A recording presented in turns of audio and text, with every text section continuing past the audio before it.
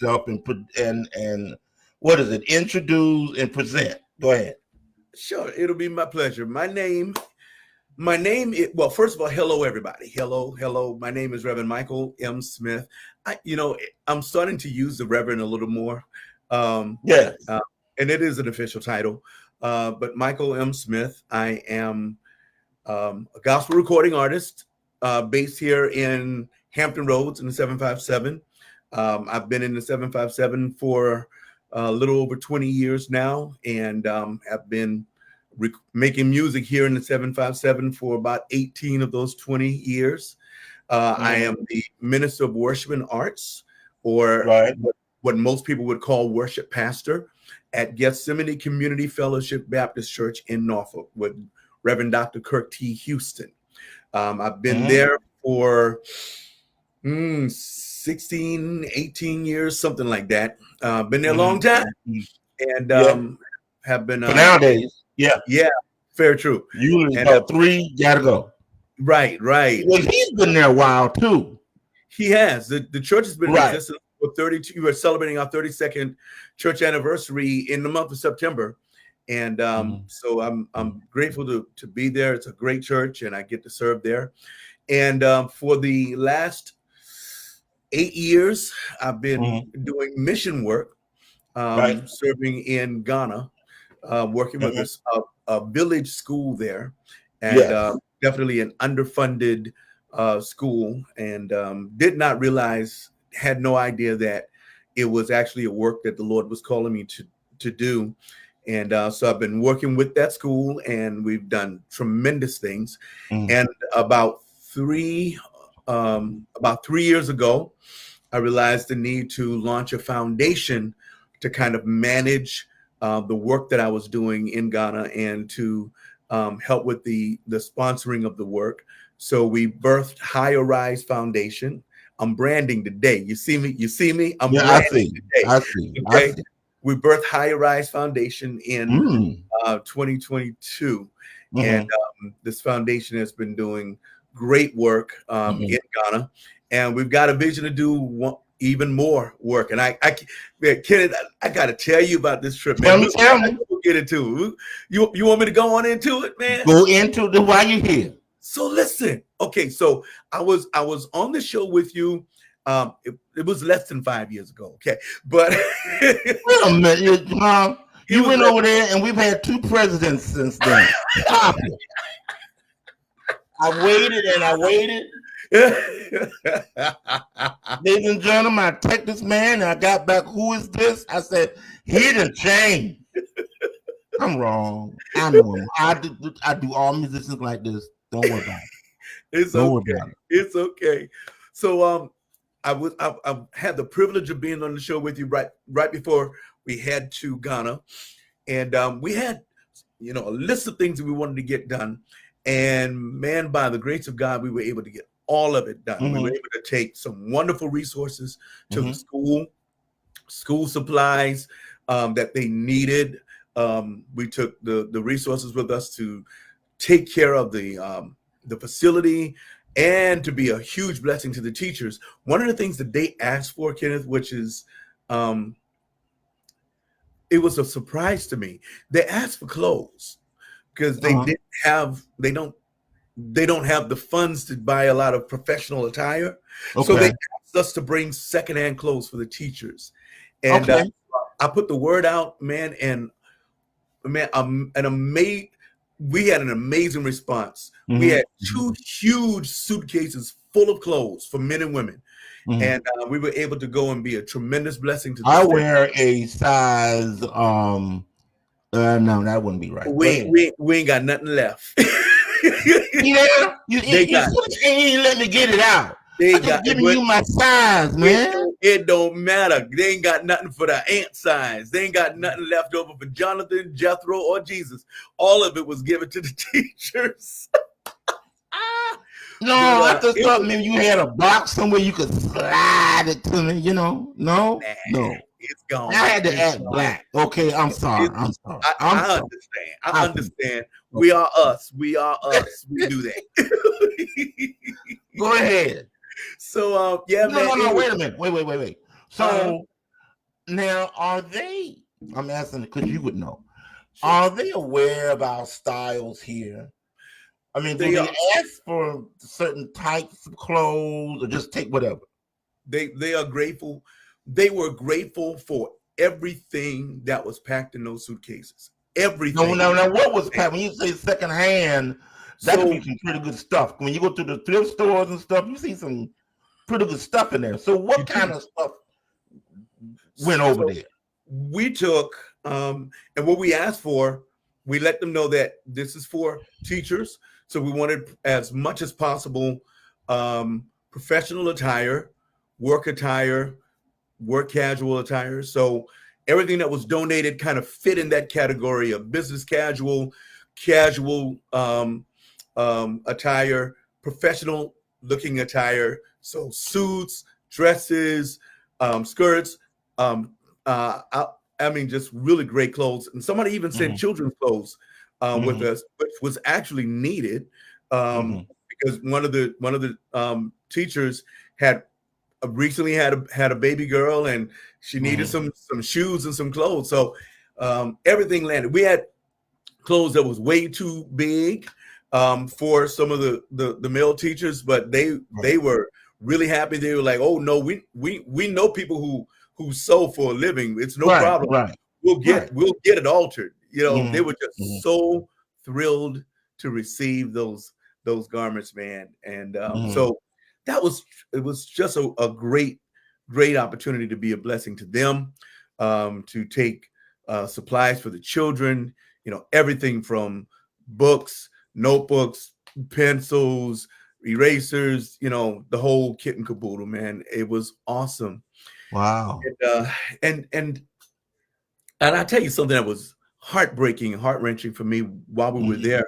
We realized that they're in the middle of a malaria outbreak, and it's Ooh. not something uncommon in Mm-hmm. that region, but it was right in that season when it was really Right. hot. So there were a couple of teachers who were working while recovering from malaria. I mean, they were sick at work, and you could see that they were struggling, but they were so courageous to Mm-hmm. be there to work. We had Mm-hmm. a lot of kids who were struggling through malaria, and we are aware of it going over, so we take the necessary medication, Right. cautions to Right. keep ourselves Right. safe. But it's kind of hard to see so Yeah. many people in that village How, kind of how do they struggling through it. how do they deal with that? What? It's it's tough for them because of course there's medication that they can get to help Mm-hmm. their bodies cope with it, but Mm-hmm. most of them cannot afford it, and most of them can't even afford to get to the doctors to get the medication, much less pay for the medication. So for the most part, they just rough through it. They're and their bodies are very strong and very resilient. So for the most part, in a few days they'll bounce back. You know, Okay. Eh, So if they don't get medication, what happens? they have to deal with the fever, deal with the aches, deal with everything that comes with malaria. Mm-hmm. Mm-hmm. Try to stay hydrated so their body will get through it without it damaging their organs, and Right. then get to that point of recovery. If they don't go to a doctor, if it gets severe enough, in many cases, if it's severe enough, they'll make their way to a doctor To a to get doctor. yeah How? Okay. medication. What experience is that to make a way to the doctor? So for people like that, for people in the village, in the rural Mm-hmm. area, Mm-hmm. it's a matter of finding you a taxi or somebody who has a car that can drive you there. Right. Because calling for an ambulance, That it's happened. expensive, and it's hours before an ambulance would get to you. So that's kind of an absolute last resort, and you've got to be at like death's door before somebody typically would call an ambulance. So you would find your transportation to get to the doctor, and getting to the doctor is not like going to a hospital. It's Right. like going to a clinic, a Okay. Uh-huh. and those places. And I got a chance to visit one. Mm-hmm. It is nothing like what you would expect here. I mean, like here, you think of going to a clinic is like going to patient first, or one of those places. Right. There, I'm not even sure how to describe it. We went to a clinic that is in one of the neighborhoods, and it is, a building maybe the size of my house, and 1,400 square foot, maybe a little bit larger. I heard your house is about the size of a block. Is that right? That's John B. Key's house. So my house. No, I know. I heard. No, my house would fit in one of the hallways in John's house. No, that's John. Not what I heard. I heard. I heard. Not my house. I ain't sold that many records. Musicians are allowed there. I heard that too. I'm trying to pay my light bill. It's all right. I'm wrong. Huh? I'm still trying to pay my light bill. But listen. We ain't got there yet, man. We trying, Kitty. We trying, bro. Ain't what I heard, but that's okay. Okay. If your name not Shirley or Yolanda, we're not welcome. That's what I heard. Lord, no, that ain't this house. It's okay. That ain't this house. Although my dogs might say that, my dogs might tell you ain't welcome, but that's all right. All right. If you love dogs, you can come on in. Mm-hmm. Okay. Okay. Yeah, man, those places, it's, you got a clinic, and you got one doctor, and you got a couple of people, that are, couple of nurses, and some folk who help with the clerical work and keep things in order. And you've got, 100 people trying to get inside that are dealing with all kinds of illnesses, that are having babies, that are, I mean, it's just overwhelming to see the needs of the clinic there. And then if you go there and you've got malaria, they try to quarantine you in a small room with a few other people who are quarantined for other conditions. So it's just a very difficult situation, if you're dealing with that kind of medical illness there. So it was heartbreaking. When you tell them, when you're sitting around and you tell them how it is here, the average person, like you call the ambulance, it comes in 5 minutes. What do they? I mean, you don't tell them that. I mean, you know what I'm saying. I mean, do they ask how it is here? How do you? What do you say?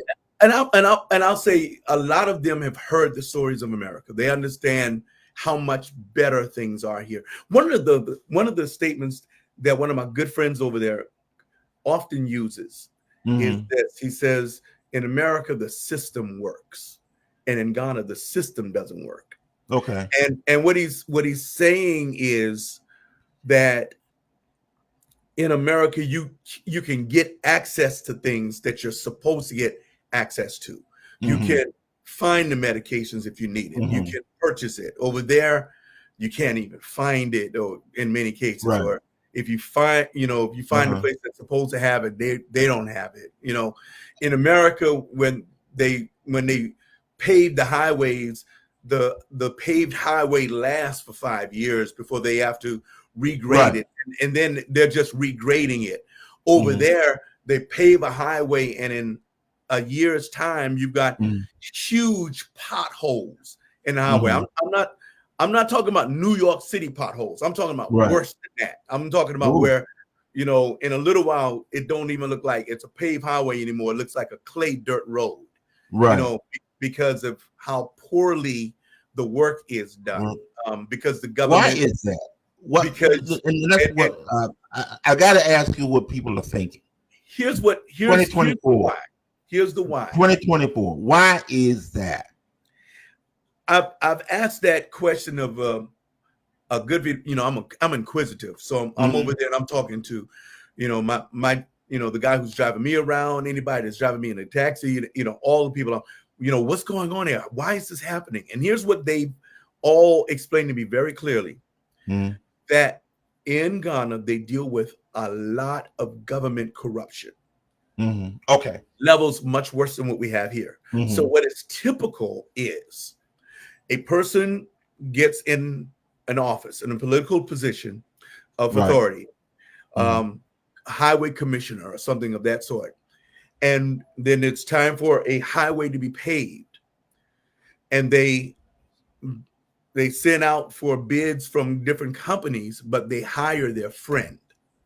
They get their friend to form a business so that the friend who knows nothing about civil engineering and highways and that kind of stuff, but he gets his friend to go and form a business and then bid for the job, and he awards the job to his friend who has no idea what he's doing.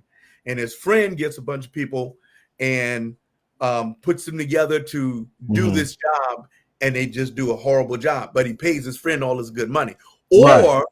Or they will let people bid for it, and they will hire a guy who actually knows what he's doing, but instead of paying him all the money that he's supposed to pay him for the job, they'll tell him, I'm going to give you this job, but I need 30% of the money on the back end.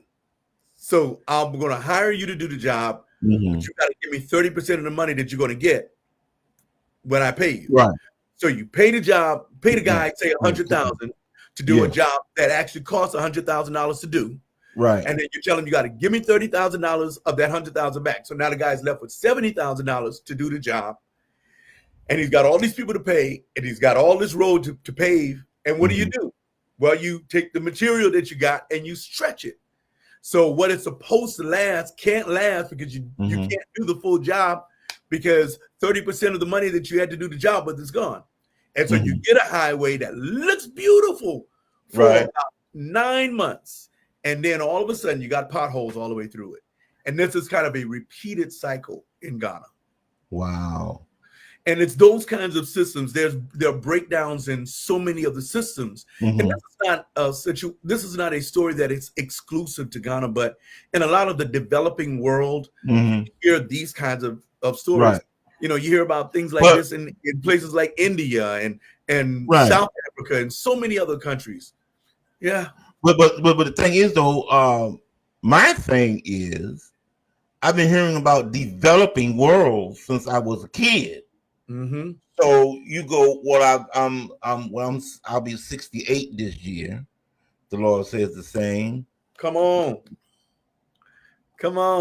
Well, you know, I'm pretty, so what else? Hey, say it. Well, that's what the women say. Let me stop. Stop it. You know, stop it. You know, stop. What are you laughing at? It's not that funny. See, you see, this is why I don't talk to musicians at all. I'm sorry. No, you're not. I was about to call you pretty. I'm about to call you Pretty Kenny. First, I started to say Pretty Ricky. That's what they're calling. That's what they call.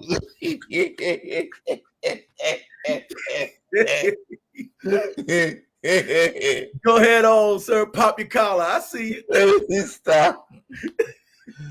Woo.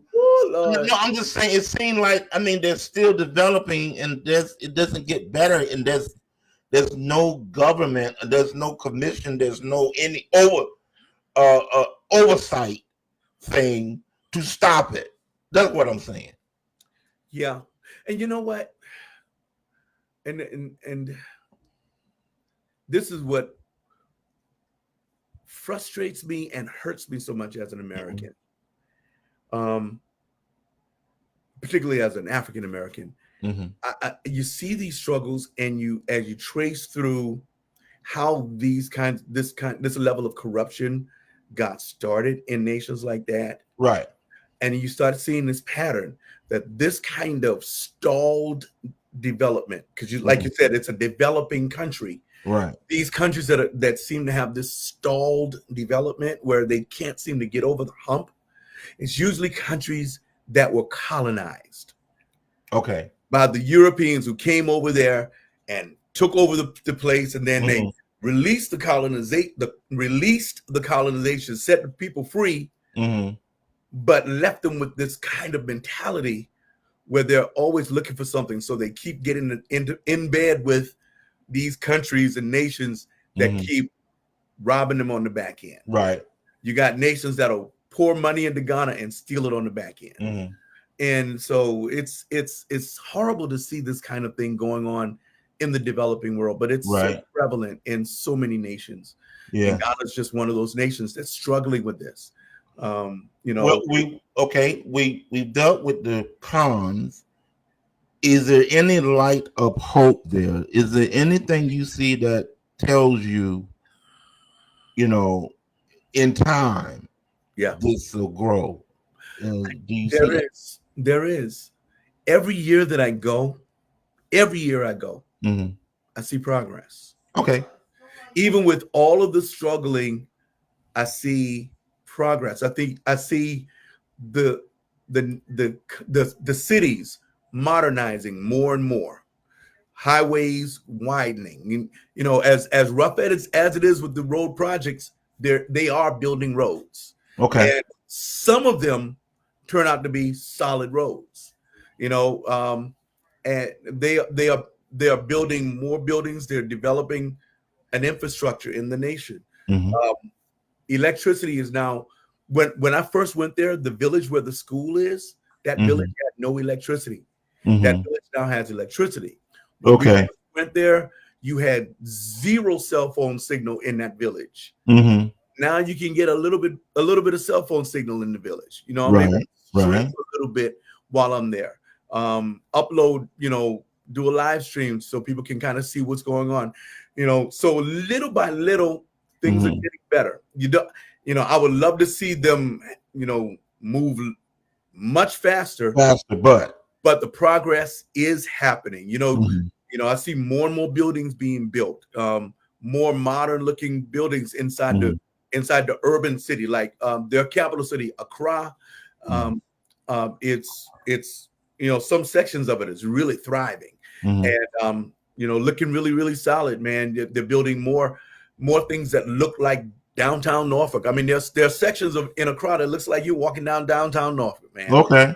Yeah, I mean, Okay. really good. Everything there. The malls are there, the whole Mhm. 9 yards. So it's happening. And the other thing that gives me hope is the young people there that Yes. graduated high school who were fortunate enough to finish their um their their school, their high school education, and have Mhm. gone to university. Um, and some went to Europe, and some came to America, and Right. many of them are coming back and are getting their hands into the work and Right. trying to help push the country forward. And many of them see what Ghana can be, and they're fighting for a better country. Mhm. They're Mhm. getting involved in Mhm. politics, and they're getting involved Right. in the infrastructure. So there is hope. There is great Right. hope as the world continues to move forward. And one other thing that I think is in the developing world, it's a blessing that comes with a lot of issues, but it Mhm. is the internet. It is Okay. access to the internet, so they're able to see Mhm. what it looks like in America, and what it looks Mhm. like in England, and what it Mhm. looks like in some of these other nations, and see what Ghana can be. They can see Mhm. it now. It's not just an imagination, but they Right. can see what it looks like in other worlds. They can see how people act and what Sure. A goal. They right. can So develop goals, exactly, it helps them to develop goals. inspiration. Of course, it's some of the stuff they see is just craziness. So Oh, they some of pick the stuff they don't need to be rated. Some of the stuff they don't need. No, no. and they pick Don't up some of those tell same them they things. don't need BET over there. Just tell them they don't need BET. No, Listen, they don't. they got No, no. they There's bro. certain Let me things. tell you. Let me Let tell it stay here. you. They got Just their let it stay they got here. their own drama, bro. When I tell you their Let channels, it they stay got here. some craziness over Huh? there. Their videos are just as raunchy as ours. When I tell you Uh, I mean, no. There's certain things. their music is Just just as let it. raunchy as ours. It is, you They know, don't need a little Kim over there. They don't need that. They don't need some. They they just already don't got need their some. own version. They got their I own know. version, bro. They It's got a their own shame. version. But Saudi Arabia has come into its own now. Yeah. And oh, that's the place to be. I mean, they're Wow. making, oh Lord, everybody's, and they were down, but Saudi Arabia has really come up where Yeah. everybody's coming to them now. And just a Wow. few years, it can happen. Yeah, it can. It It can. can happen. And then when you have nations like Dubai, Mhm. the UAE, Yeah. um, yeah, right there in the middle of it, in a beautiful city like Mhm. Dubai, that's kind of really pushing modernization. Right. It kind of forces everybody else to kind of raise their standards. Yeah. Yeah. Yeah. So yeah, The world is interesting, and I would say to anybody listening who hasn't done much traveling, who hasn't gotten out of your local area, or who Right. hasn't gotten out of the country, Right. if you have an opportunity to go to a different country, and I highly recommend it. It helps you see the world from a very different perspective. Right. And for those of us who are Christians, in many cases, it helps you understand the Bible much better. Because Okay. it kind of forces you outside of our Americanized, westernized view of what the scriptures are saying. And for me, going to Ghana really helped me see a lot of what the Bible talks about, the things that were happening in Bible days. In many cases, you kind of see some of those same things actually happening in Ghana. And it helps me kind of put a much clearer vision or picture in my mind to what I'm reading in the scriptures, why they would do this, how they would do that, what would cause somebody to do it this way. Okay, so this is not written in the scripture for no reason. This is actually fact. This happened because that's culture there. So I highly recommend it, man. It's changed my view of scripture, and it's helped me understand God a whole lot better. So what's next? When do you go back? When do you go back?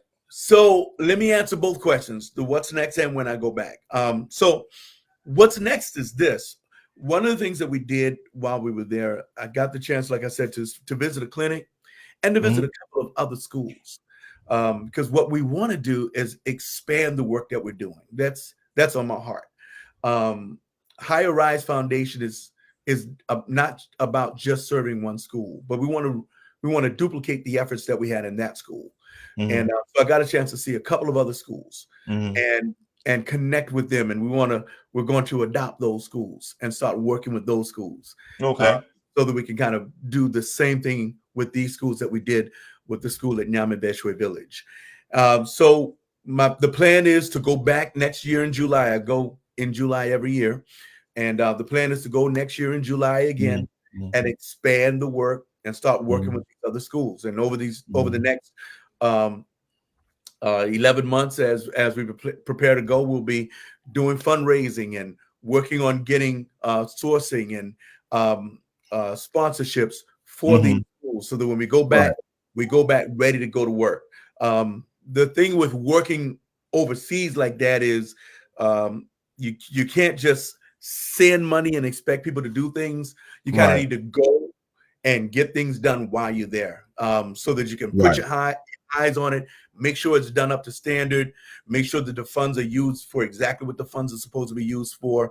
And that's the way we like to operate. So we have partnerships with organizations, with contractors who will get the work done that needs to be done.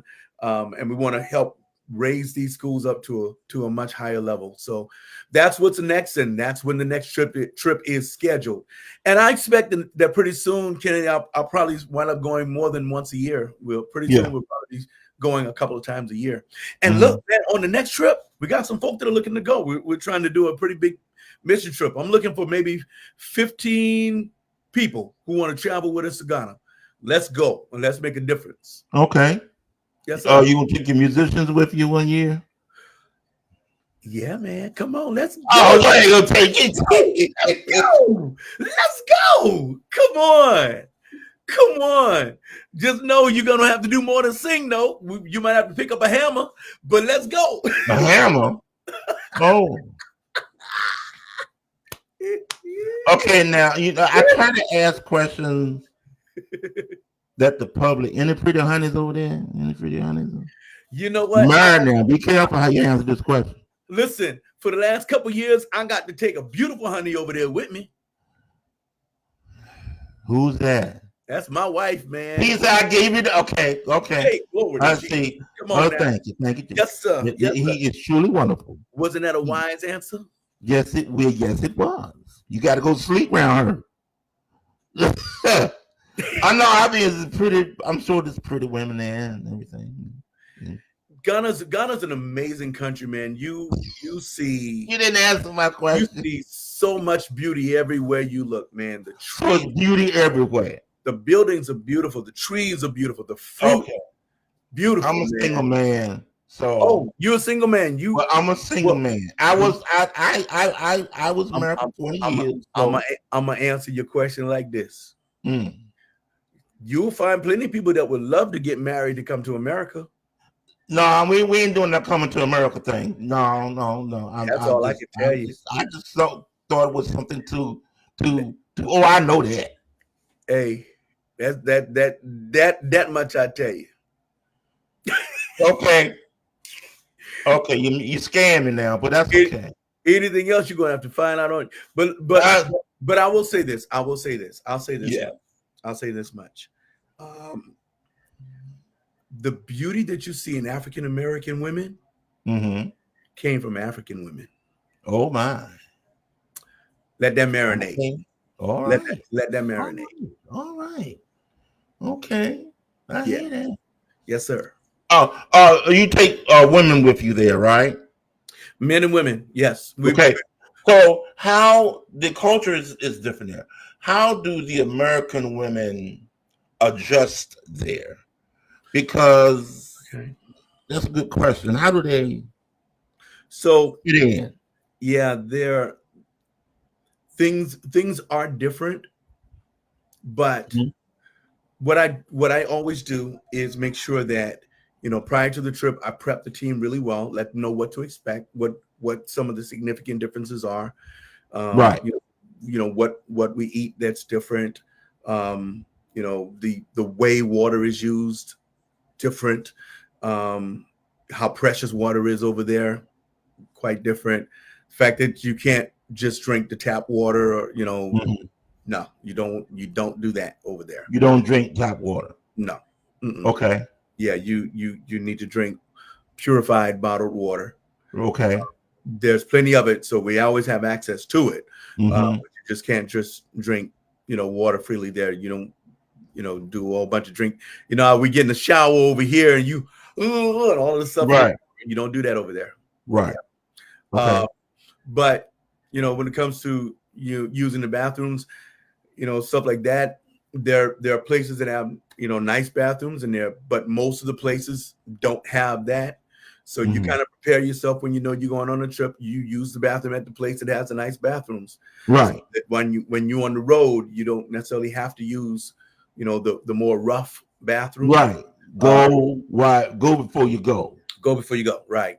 But if you have to use the rough place, just remember that people have been using these places for thousands of years, so you ain't gonna die. True. You're gonna be all right. You just Right. have to get over the fact that you got to use it, but Mm-hmm. use it. It works. Right. It works for them, so it Make works. you appreciate where you are. Yes. Make you Yes. see the blessings clearer. Yes, sir. But no, the question I'm trying to ask is the perspective of an American woman and the perspective of an African woman is totally different because of the culture. Mm-hmm. So you said you prep them. How do the women from here adapt to how women are treated there and the place that how do they adjust to it? Gotcha. Do they adjust to it? Well, fortunately, that doesn't necessarily require an adjustment, because on the trips that we go on, Mm-hmm. a matter of fact, let me answer it this way. Ghanaians are some of the kindest and most respectful people you will ever meet. Right. So they treat the women that go on these mission trips, treat them like royalty, man. Okay. They're treated very well. And you don't deal with a lot of the chauvinism and stuff that you deal with over here when you're on those mission trips, because they know that you've come to be a blessing. Right. So they want to make sure they respect you, they honor you, they make you feel welcome. Welcome, right? Yeah. So that it's not like you're going there to live and you gotta be integrated into their way of thinking, and yeah, you don't have to do that. And even the expats that I've met who live there don't have this major adjustment, because even with being integrated into their way of living, women are not so much subservient there. Okay. That's really not the case. Mm. Men can be aggressive, Mm. but it's not worse than here, really. And you don't deal with that intermingling of chauvinism and bigotry Okay. that you deal with here. You know, where black women over here deal with both being female and being black. You know, when they're dealing with white men, Right. But over there, you know, that's not the case, and many of them honor the women who serve in different capacities or who are there. So that's not really an adjustment that people who go on the trips with me have to deal with. They are honored and respected and cherished, and really leave feeling really good. Yeah. Wow. That's why they always want to go back. Okay, like I said, I wanted to ask things that people would want to know. That's a good question, man. That's a good question. But yeah, they're treated really well, and I mean, in every case, the women have wanted to go back. In many cases, they've gone back, you know, repeatedly. Yeah, it's a beautiful thing. It's a beautiful thing. Sounds good. Sounds good. I tell you, man, and I'm not the only one who has said that, but as an African American, I feel, and I'm being real honest right here, I feel safer in Ghana than I do walking the streets of America. Okay, how's the crime there? Crime rate is very low. Very low. And they attribute that to what? Their sense of community and their level of respect for human life. Like, they want to look out for each other. They don't want to hurt each other or take away from each other. I mean, there's governmental corruption. There's people trying to get along. So if you leave some money, you know, somebody finds it, they don't know who left it, or they ain't taking it and running to the police precinct with it. No, they're going to take it and buy some food. You know, but there's nobody trying to. You're not dealing with people trying to pick your pocket. You know, they might try to take your phone if you got your phone hanging all out your pocket. But they ain't trying to take your money out your pocket. That, you know, it's different. It's different. It's not the kind of crime that risks your life. Right. What is the most wanted? Really people trying to survive. What is the most? It's two questions. What is the most needed commodity there?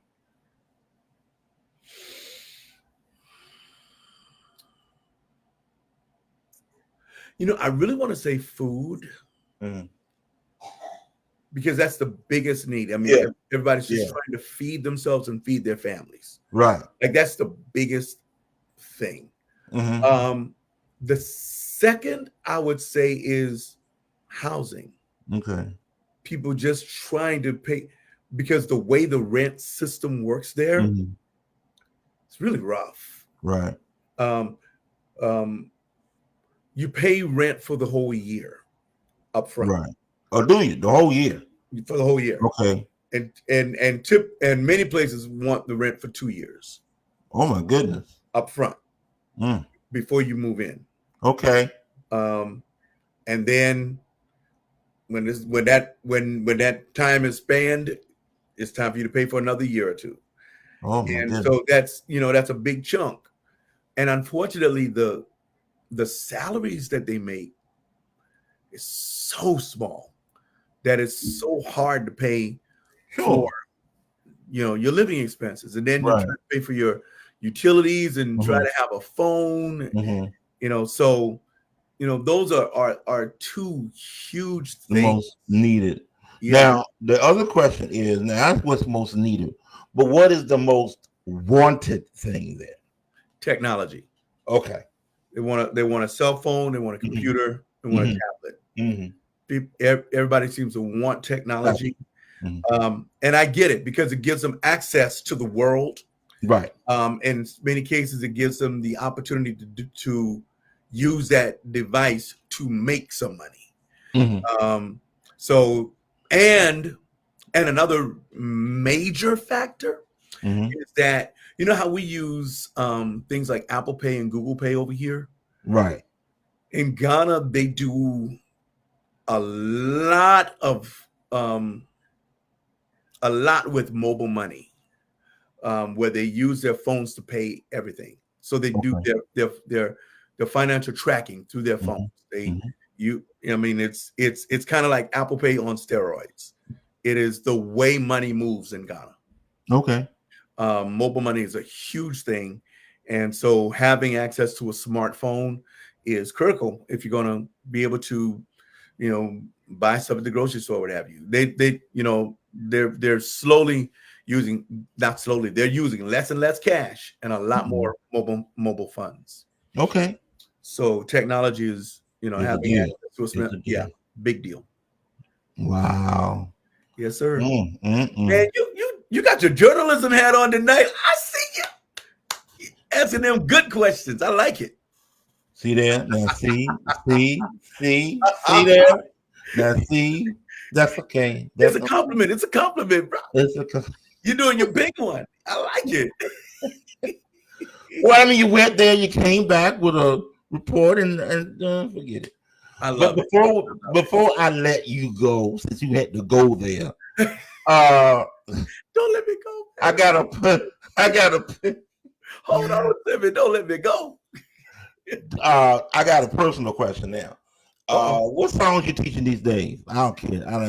What stuff you teaching? Ooh. Okay, so for the worship team, and I have to qualify this. We have at Gethsemane, we've been tremendously blessed. We have about 32 people on our praise team, broken into 4 different teams. We've got worship leaders on each team. So, each team has their Sunday out of the month. And so the worship leaders get to pick the songs. I get to vet those songs and kind of help them really curate their set. But these worship leaders bring it and go. So I teach whatever songs they come up with their team. We're doing a lot of, we seek to be well-rounded in our music selection. So while we're doing, Maverick City and Elevation Worship, and a lot of that, we're also doing, we're rapping it with hymns, and we're rapping it with Marette Brown Clark and Judith McAllister, pulling those back, and just kind of really making sure that every Sunday you don't know what you're not going to get, but something's going to get you. Something out of that set's going to come down your lane, even if it ain't but a small insert inside of a Maverick City song. We're going to pull a hymn in there that's going to pull you into the moment of worship. You got that wonderful collection of music going on with our praise teams, because people have different tastes. Like different, right? And I'll tell you this: when I was at a previous church, the bishop who and I want to give her credit for this, Bishop Barbara Amos, Faith Deliverance Christian Center. I've had the wonderful privilege of serving under her leadership, and one of the things that she would often say to me while I was serving there is, Michael, you got to cook for the whole house. It was one of the things that she would always say. You don't want to just sing the songs for the young folk, the new folk, but you got to remember that mother that's sitting there, and you got to cook for the whole house. So that's right. That's something that has always resonated with me. I appreciate her for teaching that to me. She and my sister, Dr. Sharon Riley, 2 of the greatest worship leaders that I've ever known, and they poured a lot into me, and I've been able to really apply that everywhere I've gone, and certainly at Gethsemane, to try and make sure we cook for the whole house. Now, when it comes to my college choir over at Old Dominion University, I'm trying Ebony Impact. Yes, sir, Ebony Impact, man. I'm trying to teach them all the good stuff. So, while I reach back and grab Hawkins stuff, sure. GMWA stuff, we're also looking at Kevin Lemons and stuff, and we're trying to grab, some of the newest stuff that's out there because I want to make sure they move. Oh yeah, yeah, yes, sir. So yeah. always yeah. a whole bunch of different things. Ricky Dillard has a great album out now. Yes, sir. Choir 1 and 2. Look, I'm always looking for whatever Ricky's doing. Mississippi Mass Choir got a new album out right now. Who? Mississippi Mass Choir. I didn't know. Okay. Well, you don't listen to the show. I got It's only one way. There's only one way. It's the latest. It's on the charts right now by the Mississippi Mass Choir. The latest album. You done turned me on to new music, but you're doing why we're here. You're doing this your is job. Why we're here. Yes, sir. The program is here. Put that we do the countdown every week. Yes, sir. And I'm saying Mississippi Mass. Oh, and also Kenny Lewis. Yeah. Oh. Call his name. Kenny Lewis is a beat. Call his name. Yes, sir. With Tim Burrell. Yeah. Yes. Okay. Yes. All right. Let me go get some new music on my phone. There you go. Yes, sir. And I want like that song that you heard by John P. Key today, Jesus. See, that's good. It's stuff that they don't really play on the radio, but it's in the CD that I take out. And people think it's new. But it just wasn't when it came out, they would just give you the hit from this album. Right. The best thing to get material is to go and sit down and listen to that whole CD. Yes, sir.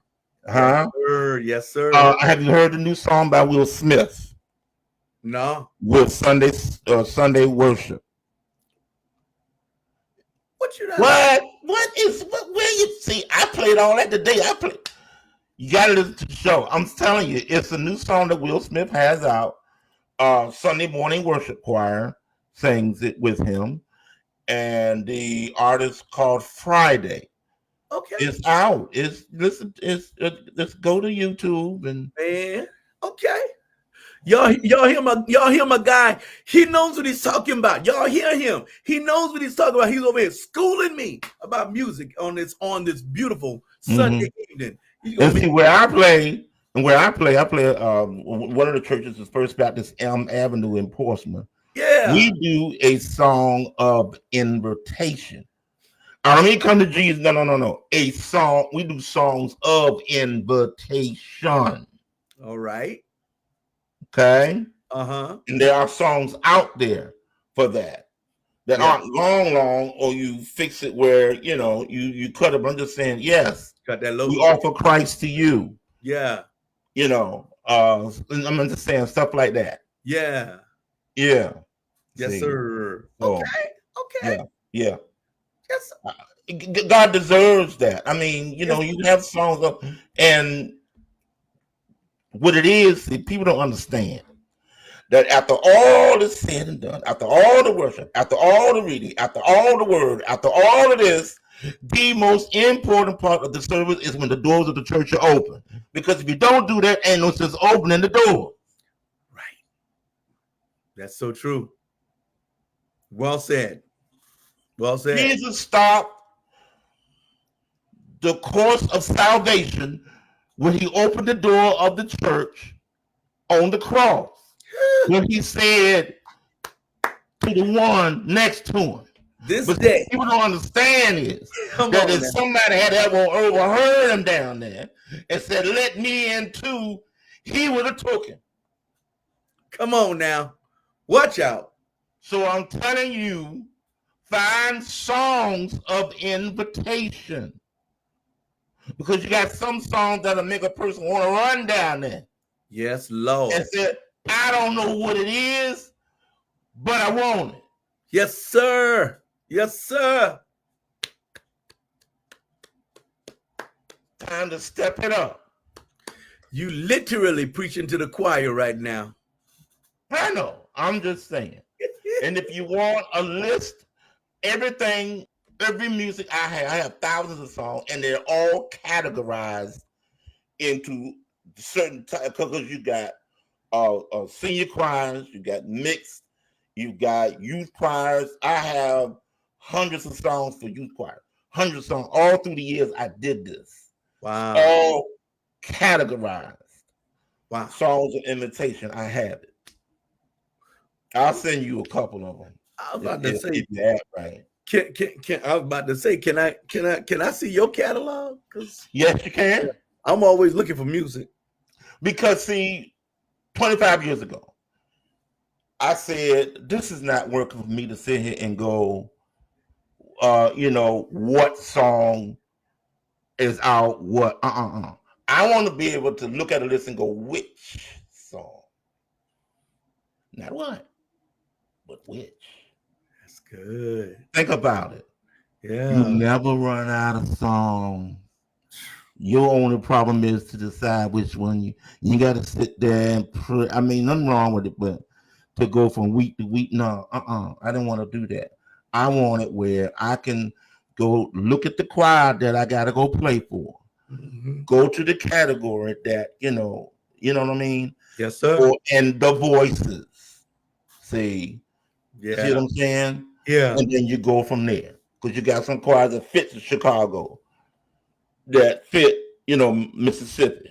Yeah. But you also got a group that might fit Margaret Brown Clark. That's right. I also have a solo category. So instead of the same everybody's doing that CC Winan song now. That's fine. But suppose the person's voice don't fit that. Yeah. Fit the voice with the song. Musicians, what they used to do is, well, if this one don't sing it, who else want to sing it? No, there's enough songs out there to fit the voice you have in that choir. Even if they can't sing. Why? I'll give you one example. You don't have to have a pretty voice to make it. James Brown. Hello. John P. Key. He don't really sing. And Lord knows, look at but wait, but hold up now John can sing though. Now well, John, yeah, but it's not John can go get it. I got to give credit. John can go get it. But people don't realize he is a classically trained musician. Wow. You'd be surprised who were trained. Hey, now I tell you another one who really didn't have that real singer voice, but tore it up for a while. Who? Douglas Miller. Yes. Well, you got a lot of great artists out there. Yeah. People didn't know that Luther Vandross could play. He played. Right. Yes. I mean, yes, really play. Play. Yeah, for true. Yeah. You're right. Believe it or not, Richard Nixon could play. You know who plays the violin? Who's that? Farrakhan plays very well. Wow. Another Condoleezza Rice, concert musician. Wow. Yes. Yeah. Wow. Yeah. So now, if you tell me Donald Trump plays something, I don't care. Never mind. I'm sorry. Let me shut up. Well. See, now you had to bring politics in. I just started naming politicians. It just. I'm sorry. See? I'm so sorry. Since you were out there, okay. Bill Clinton played. Bill Clinton played. Stop it. Bill Clinton played the saxophone. Yes, he sure did. That much we know. Yep. And we're gonna leave it on that good note right there. Just leave it on that good note. I'm trying to. Yeah. I'm sorry. I didn't see because I'm gonna tell you now. Now you ordered up Dick Clark. American Bandstand, right? We all grew up on that. Yeah. And let's say Ed Sullivan, let's say Soul Train, Walter Cronkite. Can you tell me whether they were Democrats or Republicans? No. On 30 years, never knew. Right? They kept it out of it. Exactly. Yeah. And that's what we need to start doing again. I will have politicians on, and I'll let them say and do. I don't care what side, because I believe every side should be heard in this country, and let the people decide. Because I'm going, what complements my pocketbook might not compliment your pocketbook. Yeah. Yeah. See? Yeah. So, and I'll add only this, Kenny. mm-hmm. Only this. I just don't like the fact that our country is so ingrained in a two-party system where our choices are so limited and almost forced by the decision of the two parties. I know what you're ready to say. And now I'm speaking for both parties, okay? For both parties, all right? Now, you got thousands of people from city council up to the presidency on both sides. And this is the best they came up with. Yo, like, this is it. Real. This is it. Okay. That's it right there. Okay. So it's not the people, it's the system. Huh? That's Abraham Lincoln down there somewhere, probably working on a sewer somewhere. Right. That's my problem right there. Forget the people on who at the top of the ticket. That's the way it is. System. That's the way it is. See, I mean, it's just a thing of, I don't know. I mean, you know, I want America to be better. I want America to be better. That's what I want. I mean, and again, I go back to traveling, across the country. We had. I'm going to try to do this without calling the president's name, but I remember when I went to Italy on tour, and we had just voted in this particular president. Okay. And as soon as we got on the bus with our tour manager, getting ready to leave, go toward our first show, he says, "Now hold on,"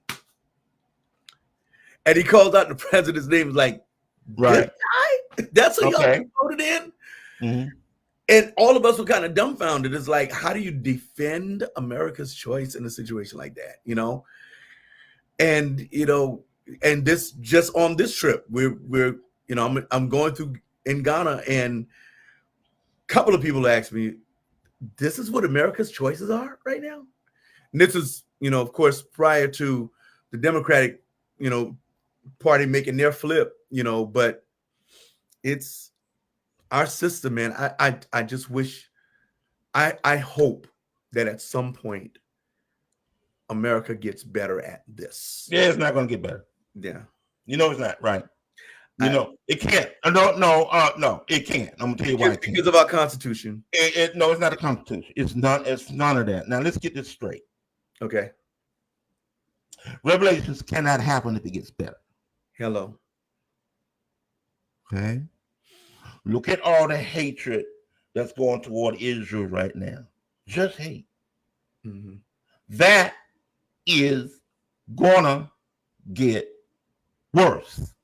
It must get worse if the Bible fulfills itself. It has to be. But see, the thing is, what I tell everybody, you can root for whoever you want, but you know what? In the end, it's going to be Israel 1-0. That's it. Yeah. There will be no other country, no other anything except New Jerusalem. Now, you want to get on this side or that side, fine. But see, I'm for who's going to win in the end. Smart. That's it. Yeah. And I don't get upset sitting back watching them do that, watching them all of this, because this is supposed to happen. All of this bad stuff you see, it's in the book. All it's doing is verifying the word. Yep. Now, if you want to get to politics, let's get to politics for 1 second. Don't worry about who's in the Democratic Party. Don't worry about who's in the Republican Party. The candidate you need to worry about is the candidate that's going to bring this world together. The candidate is coming that's going to get world order together. It's going to be peaceful. It's going to be wonderful. Everybody's going to be on one accord. The person is going to get injured, but miraculously going to heal, and he's going to do great signs and wonders. And he's going to get the support of everybody. Problem is, it's going to be the Antichrist. Right. And if you can't see that, I mean, stop it when somebody comes along, a candidate you don't like, or they have characteristic that you can't stand. You go, that's the Antichrist. No, it isn't, because it's not going to be obvious when the Antichrist comes unless you have that discernment. Huh? Yep. Stop it. Right. Stop it. Huh? Nobody that's running, you know why they can tear down each other? Because they all have flaws. All of them. All of them. You look at their one record, you can bring out the flaws. You look at the other record, you can bring out the flaws. Yep. Hello? So get over it. I tell Christians, don't hate nobody. Right. Who you want in there? I want who God put in there. If he put her in there, okay, I will learn to accept. I've learned and still learning to accept what God allows. If you put Trump in, I'm going to accept what God allows. Why? Because A, he's sovereign. B, he holds the king's heart in his hand. Yes, sir. Who it is. That's right. I'm sorry. I get offended watching these Christians get so involved in stuff where I can't stand this or I can't stand this. Okay, you have your opinion, fine. But no, wait, hold. Yep. You got to accept what God allows. Because, see, if one win, you're going to have all these folks that's going to go crazy. If the other win, you got all these folks that are going to go crazy. We're going back to slavery. We're going back. They ain't been back to slavery yet. Right. Because I'm going to tell you right now about slavery. Once you become in Christ, you are a slave to salvation. All right. Huh? Most of the biblical figures that you enjoy had slaves. I'm sorry. Deal with it. Now you go to with this politician, he did this and this. Well, Moses killed somebody. Uh-oh. Watch out. Paul slaughtered Christians and enjoyed it. Ooh. Talk now. I'm just saying. Have your opinion. Have your feelings. But then I want to see the Christians say these things that I'm saying. Huh? Yeah. I want who God allows. That's it. Because that's what's going to happen anyway.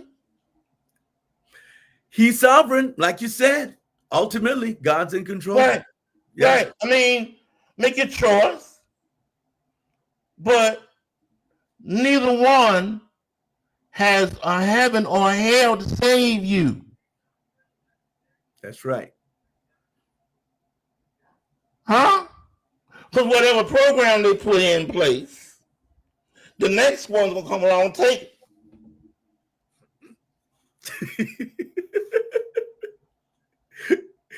Ain't that the crazy part, man?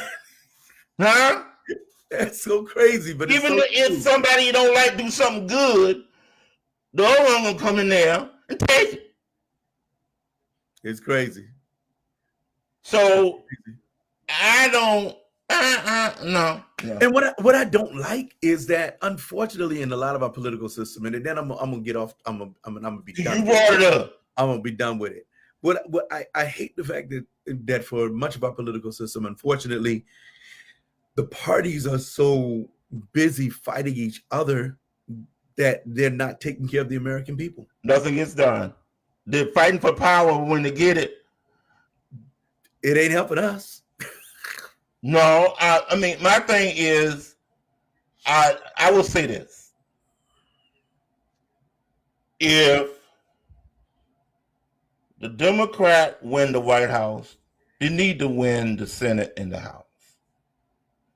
Because if they don't, they ain't gonna be able to do nothing.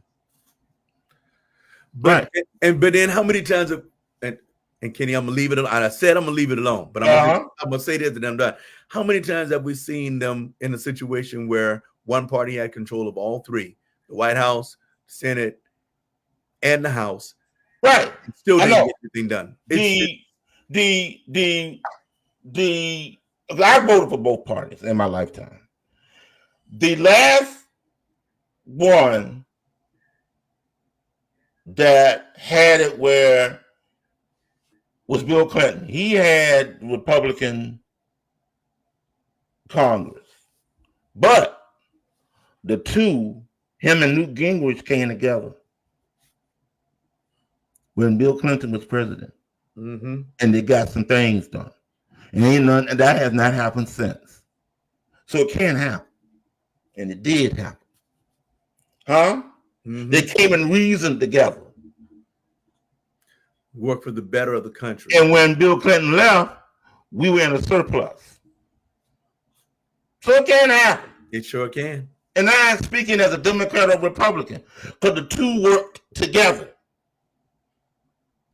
Yeah. And even the Republicans will say this about Clinton, about that. Yeah.